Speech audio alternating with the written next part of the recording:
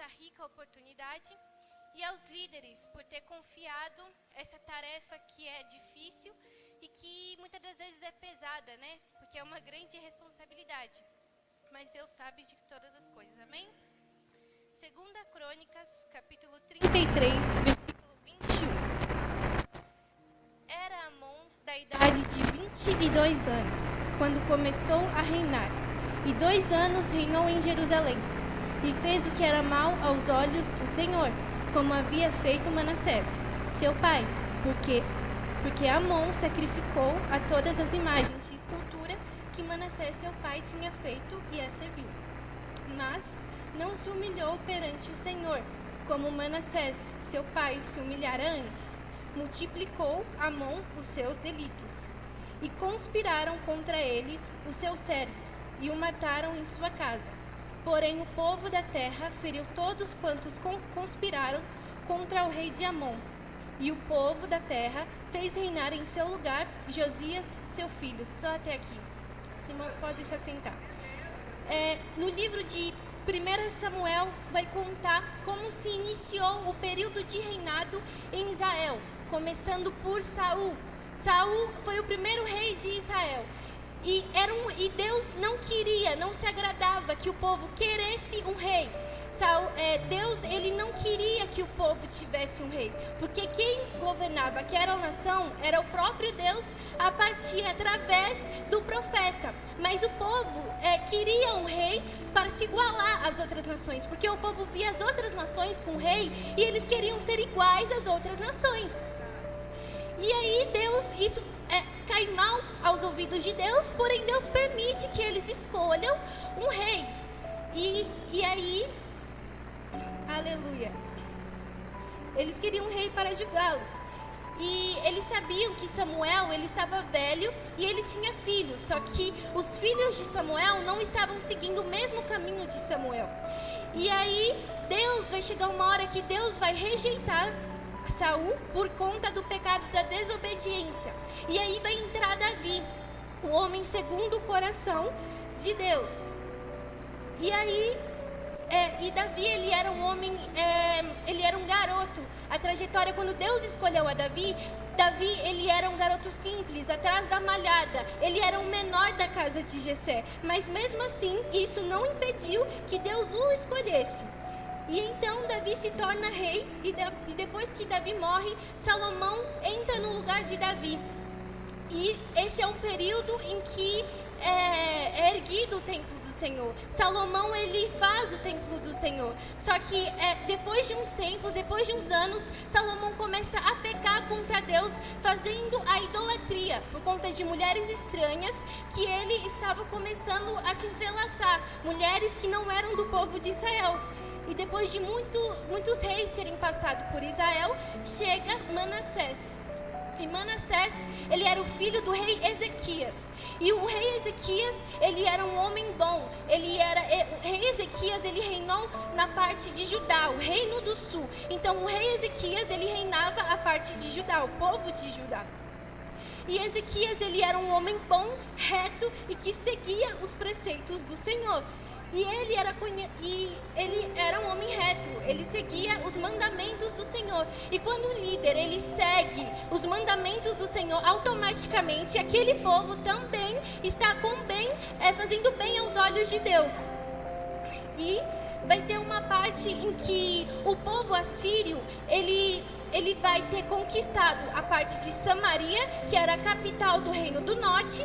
E aí, depois de um tempo, Ezequias, ele vai se rebelar contra o rei assírio, porque ele não vai querer que o rei assírio tome a cidade dele. Mas depois de um tempo, o rei assírio, Senaqueribe, ele vai começar a tomar algumas cidades fortes de Judá. E aí, Ezequias, ele vai dizer assim, ele vai mandar uma mensagem para Senaqueribe, dizendo: rei, pequei por ter feito o que eu fiz, pede o que tu queres que eu vou te dar.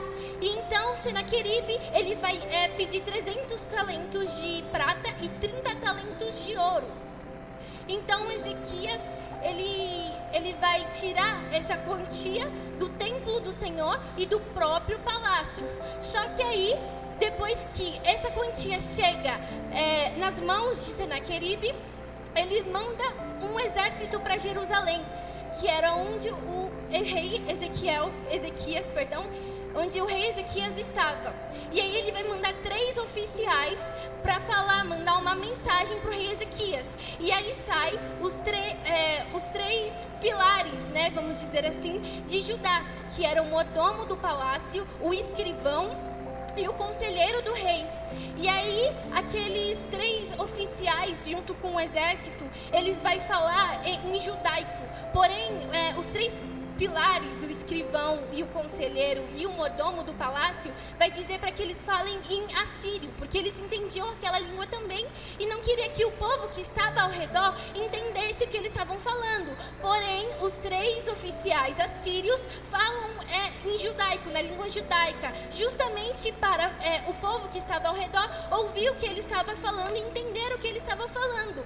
E aquela mensagem de Senaqueribe até o rei Ezequias era nada mais do que ele se gabando e insultando o Deus que o povo de Israel servia.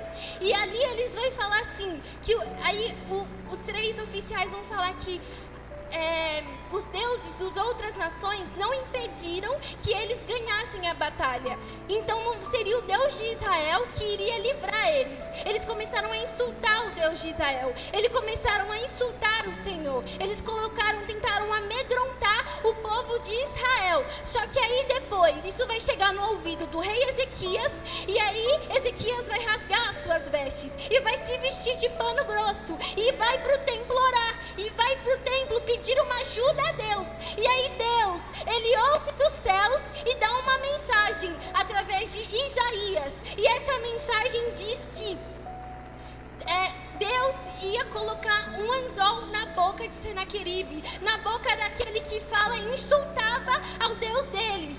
Deus vai dizer através de Isaías que aquilo tudo era plano de Deus.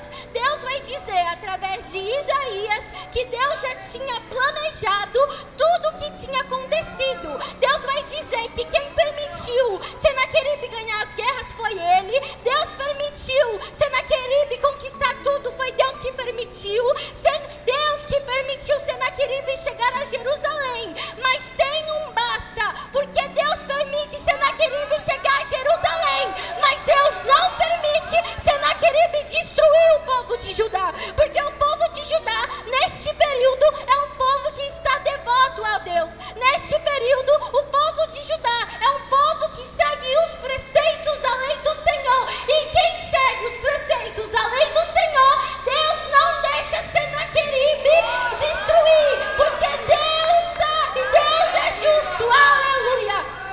O povo de Judá naquele período era a menina dos olhos de Deus, porque quem segue os preceitos de Deus é a menina dos olhos de Deus, aleluia. O povo de Judá era reto.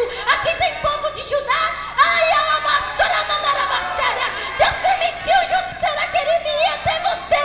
Deus permitiu Senaqueribe te afrontar. Deus permitiu Senaqueribe zombar do Deus que você serve. Mas Deus não vai permitir que Senaqueribe te destrua. Aleluia. E a mesma palavra que Deus trouxe através de Isaías, ele traz hoje a vocês, dizendo assim para o Senaqueribe: eu colocarei uma argola no nariz dele e enfiarei a boca dele. Deus está colocando um freio na boca do Senaqueribe que te atormenta. Pelo mesmo caminho que ele veio, Senaqueribe que te atormenta, que zomba de você, vai voltar, porque quem obedece ainda continua sendo a menina dos olhos de Deus.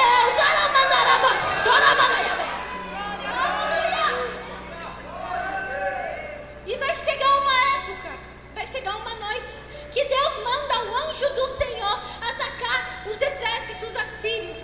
E ele vai matar grande quantidade. E o anjo do Senhor, e a partir daquele momento, Ezequias não teve mais que pelejar, porque o anjo do Senhor já tinha matado todos os inimigos. Porque o anjo do Senhor, aleluia, ele não se engana, aleluia, ele mata os seus inimigos.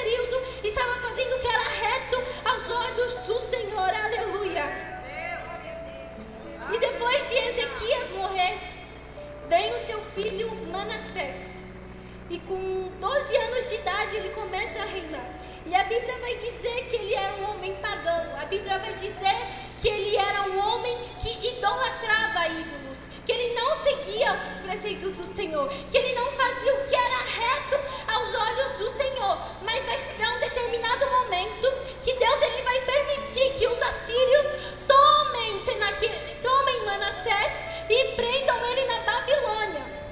E Manassés agora ele se encontra cativo. Manassés agora ele se encontra acorrentado. Antes ele era um rei, antes ele tinha roupas de rei, antes ele tinha coroa na sua cabeça, mas agora se encontra na Babilônia como um mero prisioneiro. E aí, na sua angústia, na sua humilhação, Manassés ele vai reconhecer que Deus é o Deus dos exércitos, aleluia, e ele vai se arrepender dos seus pecados, depois de se humilhar na presença do Senhor. E Amon, o seu filho, vai vir, depois que Manassés ele morre, vem Amon e começa a reinar no lugar dele. E a Bíblia vai dizer que Amon era tão perverso quanto o pai, mas ele não pedia perdão, ele não se arrependia dos seus atos. Glória a Deus. E a Bíblia vai dizer que ele fazia as mesmas coisas que o pai dele fazia.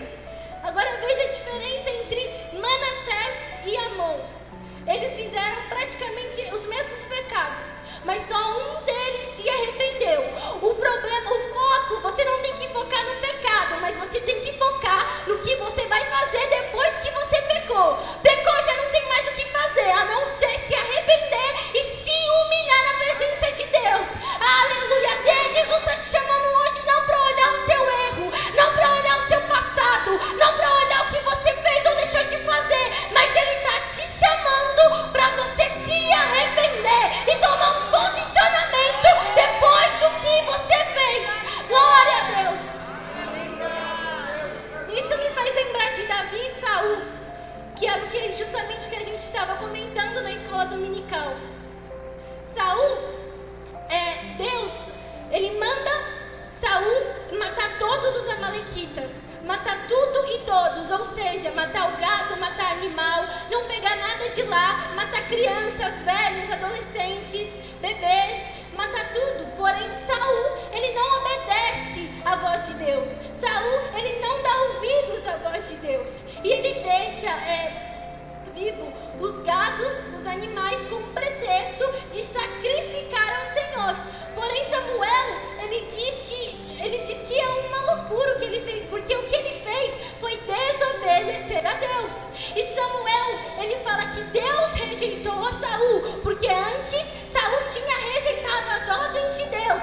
Então, Saul, ele ainda ouvindo essa palavra dura, Saul não se arrepende, mas Saul, ele pede para Samuel ir com ele para que seja honrado diante do povo de Israel e seja honrado diante dos anciões. Mas Samuel não aceita, porque cada ação tem uma reação. E Davi, ele era um homem segundo o coração de Deus, mas ele adulterou e fez o pecado do homicídio. Se colocarmos em uma balança quem teve mais erros, Davi pecou mais. Porém, o que é o foco não é o que você faz, mas qual é a sua posição depois que você erra.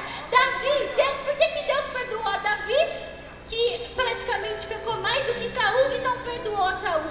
Porque Davi, ele era o único que disse, ele era o único que tinha humildade no coração para dizer: ah, Senhor Jesus, retira de mim tudo, mas não retira o teu espírito. Davi não estava preocupado com honra, Davi não estava preocupado se ia governar ou não, Davi não estava preocupado com a coroa, mas Davi estava preocupado com a presença de Deus. Davi estava preocupado com a presença, porque Davi sabia que sem a presença, aleluia, sem a presença ele não era nada. Glória a Deus. Aleluia. E aí Davi, ele se arrepende com o coração contrito. Davi, ele se arrepende e Deus ouve a súplica dele. Mas claro que isso não significa que Deus não dê uma consequência para ele. Isso não significa, a misericórdia de Deus nunca será maior do que a justiça de Deus. Mas Deus, ele olha para aqueles que têm um coração contrito e que se arrepende verdadeiramente. Aleluia. Glória